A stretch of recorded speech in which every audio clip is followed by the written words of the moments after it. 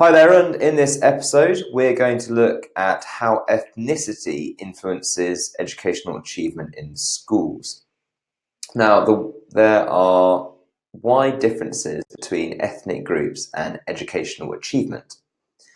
Now, the highest achieving minority ethnic group are Chinese and Indian Asian pupils, and the lowest achieving minority groups are Black Caribbean, Pakistani, Bangladeshi and Gypsy Roma and traveller of Irish heritage pupils. Now, ethnic differences, remember, do not wholly account for the differences in educational achievement. It's important to view them in light of other factors, and whenever you're thinking about this for your exam and making an argument about this, you also need to think about social class and gender as well. Now, there are many explanations for the reasons why some ethnic groups perform better or worse than others, including those outside of school and those within it. So that's the external and internal factors. So external factors include the social class differences and racism that those different groups experience.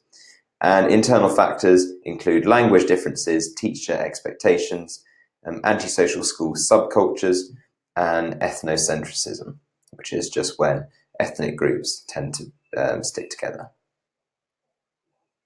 Now, ethnic differences do not wholly account for the differences in academic achievement. You must remember you have to think about social class and gender as well when you're thinking about this for your exam. So have a think about this question.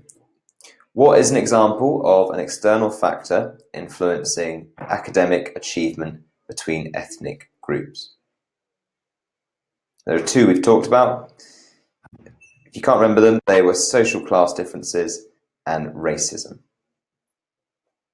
Now, there are many explanations for the reasons why some ethnic groups perform better or worse in education. And some of the external factors are that minority ethnic groups are twice as likely to live in poverty as white British, and all of the factors related to social class and achievement apply. Now, racism in society may mean that minority ethnic groups face higher risk of material disadvantage at school, while also leading to lower levels of self-esteem among young people, including their motivation and behaviour. And some internal factors might be that language differences may cause difficulties with schoolwork and communicating with teachers, even though this only applies to a minority of pupils. Nevertheless, teachers might assume that problems with communication is linked to academic ability. Racism amongst pupils can result in race-related bullying and name-calling, which lowers pupils' levels of self-esteem.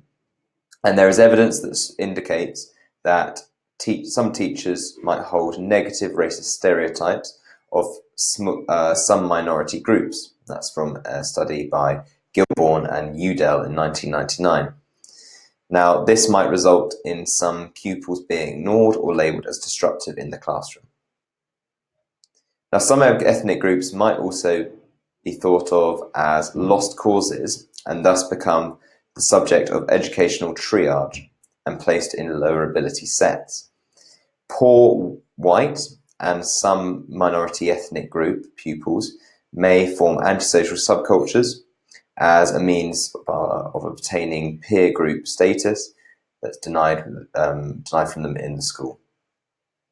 School organisations and curriculum might also be ethnocentric, which adheres to white middle-class culture, resulting in other cultures becoming marginalised.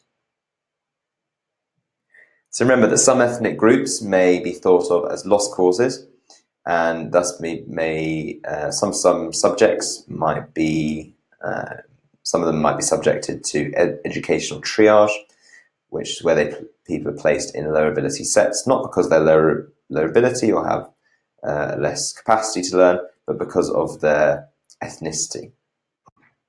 And remember that minority ethnic groups are twice as likely to live in poverty as white British, so all the factors related to social class and achievement also apply.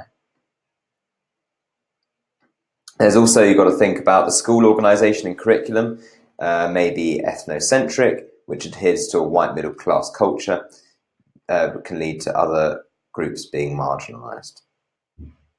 And to recap some of those reasons for underachievement of some ethnic groups, you've got racism, language differences, anti-school subcultures, ethnocentrism of the school or community, social class differences, and lower teacher expectations.